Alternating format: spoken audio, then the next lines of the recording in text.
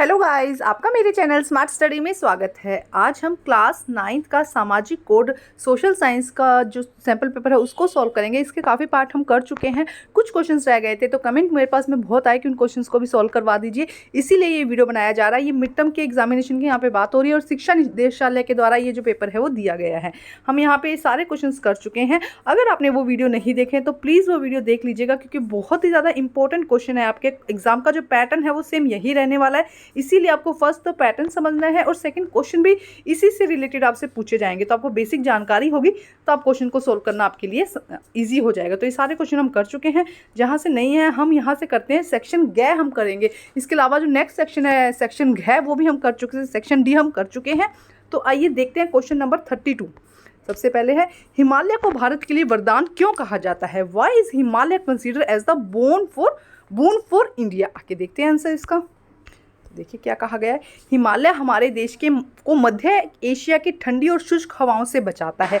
वे हिंद महासागर की मानसूनी हवाओं को उत्तरी देशों में जाने से रोकते हैं। उत्तरी भारत में भारी वर्षा का कारण बनते हैं। कई नदियों के स्रोत हिमालय पर्वतमाला में है।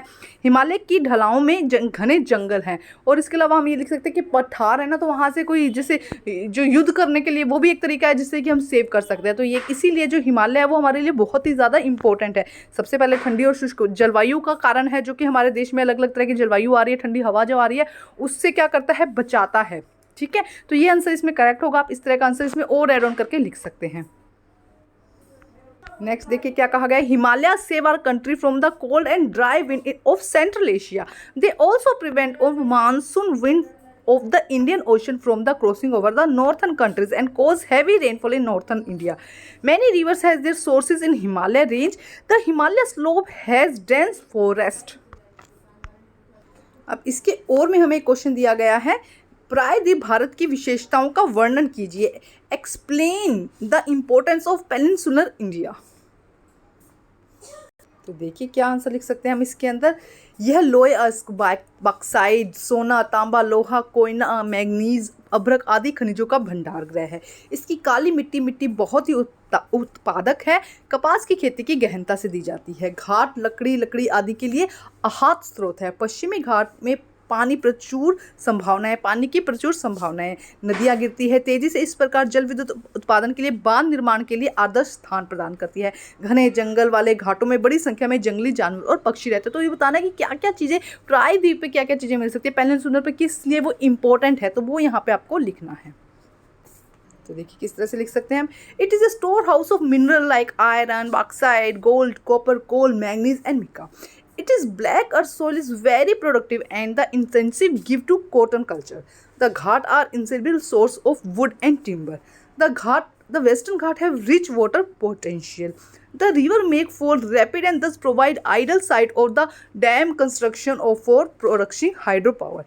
There habitat a large variety of wild animal like birds, etc. in the thickly wooded ghats. Question number 33 देखते हैं क्या कहा गया है। भारतीय संविधान सभा के सामने प्रमुख चुनौतियां कौन कौन सी थी, उनका सामना उन्होंने किस प्रकार किया। How are the major challenges before the Indian constitution assembly and how did they face them. तो देखिए क्या क्या मुसीबतें, क्या क्या दिक्कतें आई। भारत में अलग अलग भाषाएं थी, धार्मिकता की संस्कृतियां थी, मतलब अलग अलग धर्म माने जा रहे थे।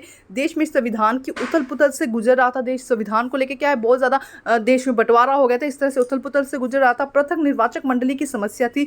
राज्य और केंद्र सरकार के बीच अधिकारों का विभाजन से रिलेटेड समस्या थी। राष्ट्र की राष्ट्रभाषा से रिलेटेड समस्या थी। ST, OBC and SC, ST और अन्य दलित जातियों की समस्या, मतलब काफ़ी सारी प्रॉब्लम्स आ रही थी। सब में क्या उन्होंने और किस तरह से निपटारा किया, उन्होंने सबसे पहले इक्वालिटी को फोकस किया। उन्होंने कहा कि सब में क्या होनी चाहिए, समानता का हम रखेंगे कि सब बराबर हो, सबको समान अधिकार मिले, ये कुछ बातें उन्होंने रखी।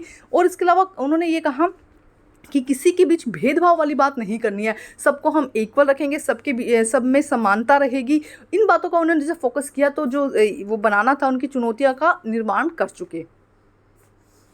तो देखिए क्या क्या प्रॉब्लम फेस की उन्होंने। In India there was a different language religious culture, country was going through the constitution terming, the problem with the separate electorates, the division of right between state and government, central government, the language of the national language, the problem of SC, CT and the other depressed caste, इसके अलावा किस तरह से उन्होंने किस तरह से सामना किया, उन्होंने एक बेस रखा इक्वालिटी का कि इक्वल होना चाहिए, तभी हम क्या कर सकते हैं, इसका संविधान बना सकते हैं, कॉन्स्टिट्यूशन बना सकते हैं। उन्होंने कहा जाति पाति इन सबको हटाना होगा यहाँ से। इस तरह से उन्होंने अपनी जो प्रॉब्लम्स उनको सॉल्व किया। नेक्स्ट देखिए क्या कहा गया है, शिक्षित बेरोजगारी 34th क्वेश्चन, शिक्षित बेरोजगारी की समस्या को दूर करने के लिए शिक्षा व्यवस्था में क्या सुधार के उपाय सुझाएं। Suggest some measure to the reform in education maintain of the problem of the education unemployment. सबसे पहले ये समझो कि एजुकेशन अनएम्प्लॉयमेंट मतलब शिक्षित बेरोजगारी क्या है। कई बार क्या ऐसा आमतौर पर हो रहा है कि जो यूथ है वो पढ़ तो रहा है लेकिन पढ़ने के बावजूद उसको नौकरी नहीं मिल पा रही है। तो ये क्या है, शिक्षित बेरोजगारी मतलब कि जो हम ये कहेंगे कि जो यूथ है या जो युवा है उसको वो पढ़ा लिखा है लेकिन फिर भी उसको नौकरी नहीं मिल रही है। तो उसके लिए शिक्षा व्यवस्था में क्या सुधार किए जाने चाहिए।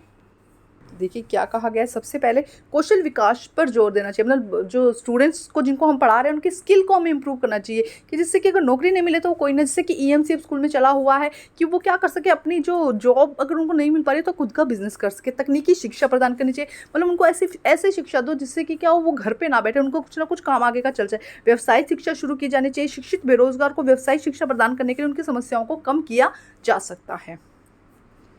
देखो क्या आंसर आएगा, आंसर इसमें emphasis should be laid to skill development करनी है।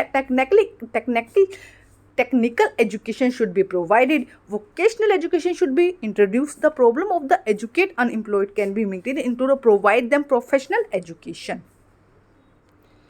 इसके बाद नेक्स्ट क्वेश्चन है 35th क्वेश्चन है। ये क्वेश्चन आप खुद अपनी तरफ से करने की कोशिश कीजिएगा। इसको फ्रांसीसी वाला जो चैप्टर है वहाँ से लीजिएगा और सोल्व कर दीजिएगा। और अगर आपको नहीं मिलता है तो मुझे कमेंट करिएगा, मैं आंसर इसका करवा दूंगी। Thank you guys.